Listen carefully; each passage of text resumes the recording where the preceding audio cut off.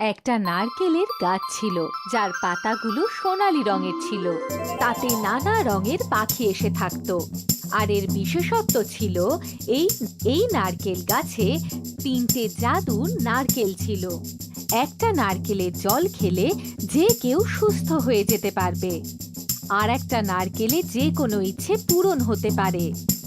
আর তৃতীয় নারকেলে ছিল বিষ, যা খেলে মানুষ মরে যেতে পারে। এই নারকেলে বসবাসকারী নানা রঙের পাখি এই বিষয়ে জানতো, আর কেউ জানতো না। একটা বাচ্চা যে তার বন্ধুদের সাথে এখানে খেলতে আসতো, তার এই গাছটা খুব প্রিয় ছিল। ও এখানে দাঁড়িয়ে গাছের সাথে কথা বলতো, জল দিত আর পাখিদের জন্য খাবারও আনতো। পাখি আর বাচ্চাটির মধ্যে বন্ধুত্ব হয়েছিল। ওরা অনেক কথা বলতো। একবার বাচ্চাটি জিজ্ঞেস করলো, এই গাছটা এত আলাদা কেন? আর তুমিও এইভাবে আলাদা সোনালি কেন? আমার জন্ম এই গাছেই হয়েছে, আর আমার গায়ের রং এর মতোই হয়ে গেছে। একই রকম রং হওয়ার জন্য শিকারী আমায় দেখতেই পায় না। একদিন বাচ্চাটি খুব উদাস ছিল। তখন ওই পাখিটি বলল, কি ব্যাপার বন্ধু, কি হয়েছে? সবকিছু ঠিক আছে তো?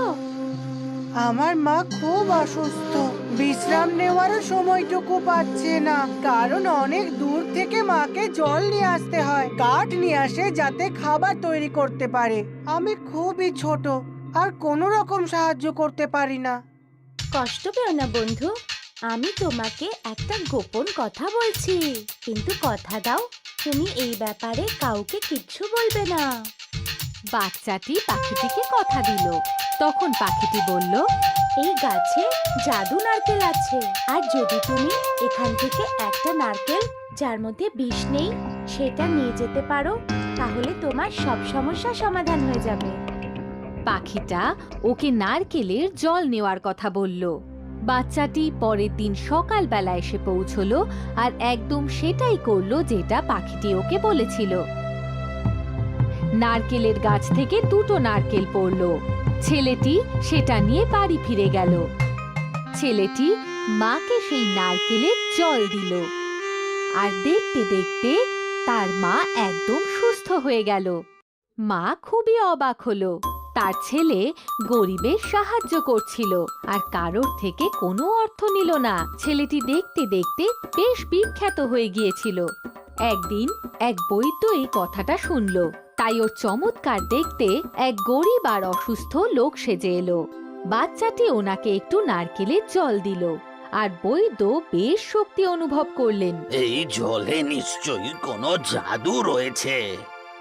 উনি বাচ্চাটিকে লোভ দেখিয়ে বললেন, সোনা আমার, এই নারকেলটা আমায় দিয়ে দাও। বাচ্চাটি না করে দিল। বৈদ্যটি পরিকল্পনা করে বাচ্চাটির মাকে বন্দি করে দিল। বাচ্চাটি কাঁদতে লাগলো, আর তখনই ওর দ্বিতীয় নারকেলের কথা মনে পড়ল। ও জাদুর নারকেলের কাছে ওর মা কোথায় আছে সেটা জানতে চাইল। জাদু গাছ, আমাকে আমার মায়ের কাছে পৌঁছে দাও। জাদুর নারকেল একটা উড়ন্ত মাদুর ওর কাছে পাঠালো, আর তাতে বাচ্চাটি বসে পড়ল। ও নিজের মায়ের কাছে উড়ে উড়ে পৌঁছে গেল।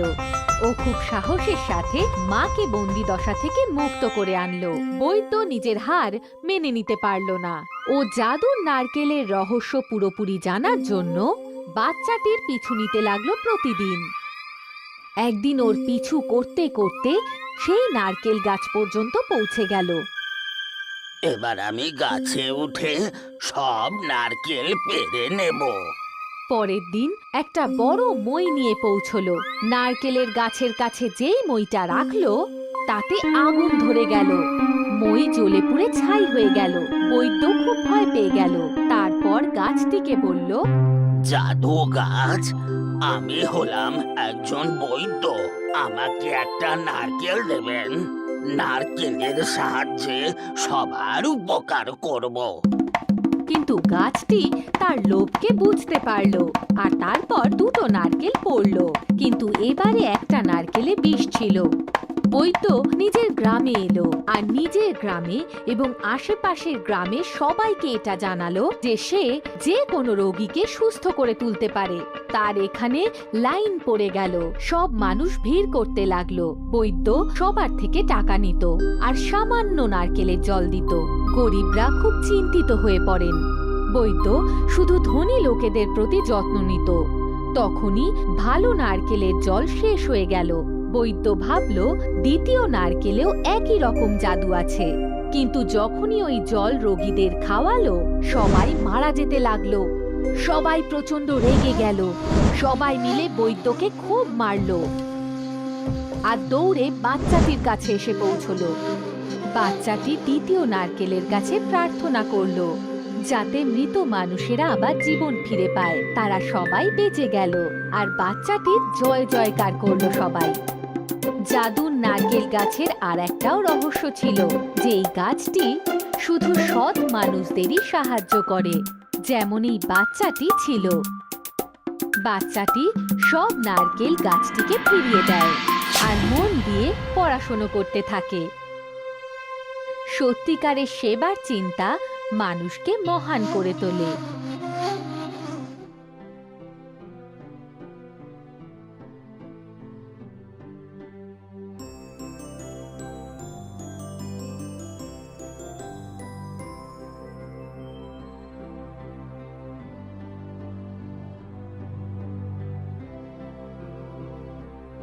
ভিডিওটি ভালো লাগলে একটি লাইক দাও এবং তোমার বন্ধুদের সাথে শেয়ার করো। আর নতুন নতুন ভিডিও দেখার জন্য চ্যানেলটি সাবস্ক্রাইব করে পাশে থাকা বেল বাটনটি বাজিয়ে দাও। ধন্যবাদ।